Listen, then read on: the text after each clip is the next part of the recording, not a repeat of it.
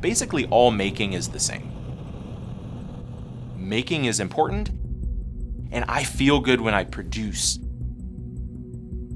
I feel purposeful, I feel important, I feel valuable.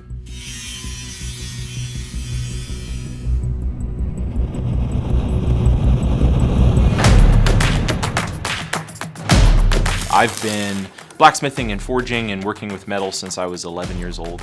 Built my first forge out of a 55-gallon drum, blew into it with a galvanized piece of water pipe. That started a passion.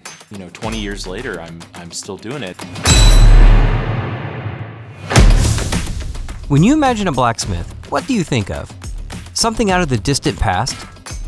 A brawny guy with a hammer banging out horseshoes in a country village? I bet so. The artisans and craftsmen at Coal Iron Works have brought this ancient art form out of the past and into the modern day. They supply blacksmiths all over the world with state-of-the-art tools that open up whole new creative possibilities to a vintage art form. My name's Nathan Brandt. I'm the co-founder of Coal Iron Works. I had a great upbringing that was right down the middle of practicality and beauty. My family are either farmers or artists, painters. We had a really old farm, and so I just had stuff around me. Buckets of nails and screws and stacks of sheet metal from the old barns that got tore down, and so I was constantly just exploring and building, and I was only ever building with what I had. And that later became really instrumental in teaching me how to solve problems and overcome obstacles with just what I had at hand. I don't know, there was just this innate drive to build stuff. I went to trade school in high school because I was desperate to get out of a classroom. So I got out and went to trade school, and I went for cosmetology. I don't remember specifically what it was that drew me into that, but I was working with my hands. I was making something beautiful, if sometimes. I messed up a lot of mannequins. That was then afterwards a tool in my toolbox. It was just one more thing that helped me to understand that exploring the passion and growing and understanding and the ability to work with your hands will only benefit you no matter what path you take later.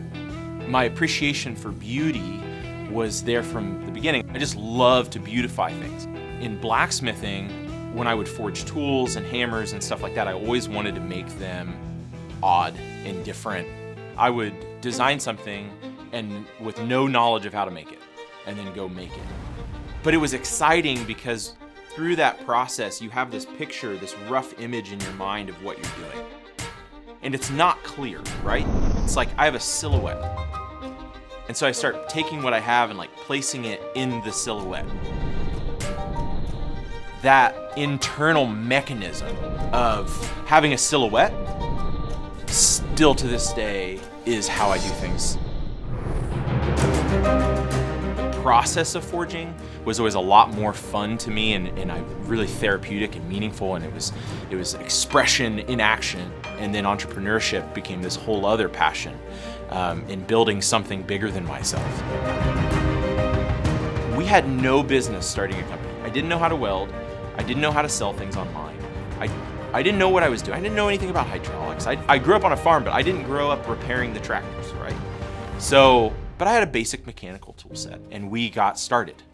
And we started building forging equipment to help us in our own blacksmithing endeavors. We were doing forged railings and gates and furniture and stuff like that, and quickly realized that we enjoyed building equipment to empower other people to do stuff a heck of a lot more than we liked doing it ourselves. So.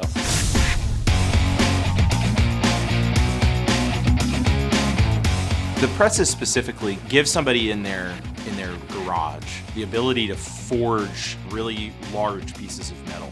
For example, if I was going to forge a hammer, it would take me roughly 2 hours to punch the hole and then drift that hole to size to fit a hammer handle in it. Because the difficulty was so high, I didn't have the ability to think about the artistry of it. I was so consumed with the actual, I just need to get a hole in this. When we built the first press, and I had it in my little garage in Carmel, literally the first time I used it, I was like, whoa, because I didn't have to be so worried about overcoming the obstacle of actually making the stuff. I could make it and explore it and play with it, and I could just manipulate it like Play-Doh. It literally felt like somebody popped the cap off my creative expression.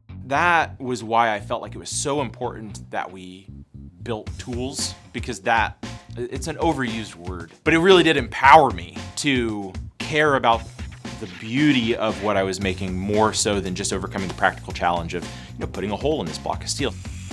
Innovative resourcefulness has defined Nate's work since he was a kid, which is why Cole Iron's manufacturing process is a clever mix of old school and high tech. How many are you rolling out of here per month? Well, it fluctuates. You know, at the high end, we're going to be doing about 60 a month. Wow. Whereas when Andy and I were doing it, we could do about one a week. Wow. You know, so. But we've built our process to allow us to do that. And now that we're getting into international, at any point we can get an order from a European distributor for a shipping container. That's so cool. Oh yeah. I mean, I love the fact you got them everywhere. Yeah, we've got them all over the world. We got this mill first. This was from a local shop that closed down. We brought it in, and Andy and I learned how to code on the console. And you see it's running through lines of code now. Yeah. Everything's done in the computers now. Right. But so we started on Bridgeports doing layout with Sharpies and scribes, and then we slowly built up. So nice blend of like old technology, but we use a CAD software to do all our design work in there. It's modern, it's new and all that, but we just stick a USB in the mill and it runs the parts for us. So I mean, it's awesome. High tech, low tech, and then you're building like something that's very like, old school and thinking, like blacksmithing, but we're also using like these high-tech trades of learning how to use a CNC machine, which is awesome, man. We hold a small inventory of finished presses. So all of these are have been assembled and tested. And then as soon as we get that customer order, Harley, that also does all our shipping, small crew, paints it whatever color the customer specifies. That's dry to the touch in 1 hour. The Cole Iron Works facility is alive with talented artists and tradesmen building modern, insanely powerful tools for this functional art form. Though plenty of talented artists continue on in the old traditions, for many, it's not just a hammer and anvil anymore. And Cole Iron Works custom presses are ideal for blacksmiths and artists seeking a little more power and precision. It just is another arm. It's a bigger hammer you couldn't swing by yourself. It gives you the capacity to make either more of what you're already making, or it allows you to make things otherwise that would just live in your head and in your sketchbooks. There's got to be something so satisfying, like you said. If you're making it, oh man, there's something. Oh yeah. But it's so cool that you're providing, like, knowing, like you said, you got people literally all over the world who are like making, maybe just functional place parts, but they're also just making amazing artistry and whatnot. Like, absolutely, that's cool, man. Yeah. No, I'm proud to be a part of it. I love the feeling that I get when we open the doors and all the staff come in, they get to work and they're solving problems and I can see their creative juices flowing, right? So not only is entrepreneurship an incredibly creative journey for the entrepreneur, you are in the prime position to give the maximum number of people around you the same opportunity. And if creating top-of-the-line tools that are themselves works of art isn't enough, Nate also runs the Cole School of Iron, where he's exposing the next generation of blacksmiths to the future of metalwork. So then we're in the school. So there's a lot of reasons that we wanted to put a school together.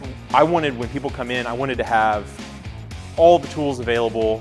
We've got induction forges, we've got presses in every shape and size. Just everything that you would need to build anything that you want, so that you can just explore and taste test and try different things. This is the place to come and just try, right? There's every tool you could conceive of. Let them know that you can heat metal up and shape it and what happens and what it feels like. And there's always one or two that have like found their spark. And then, and I've had guys come after they graduate, come back and get a job here. Yeah. It's like you're giving people a chance, like, man, just get your hands dirty, try it. Absolutely. And you might be surprised. Like, what a cool, experience you could have. You're a creator, man, and you're just this blend of trades and you're a skilled artist. And then you're paying it forward as far as like inspiring. You're just inspiring other people to give it a try. Some of it's selfish. It's really fulfilling to see somebody else exploring and trying and finding their spark. And it's like, if I can just be a proponent of that, then I've totally succeeded. Just go get started. Nothing's gonna align perfectly. You're not gonna have all the tools in the toolbox. You have to go try it. If you never start, you will never start, and you will never answer the question. If you have an inkling to try something, go get started. That was what made all the difference in my life. That was it. I started.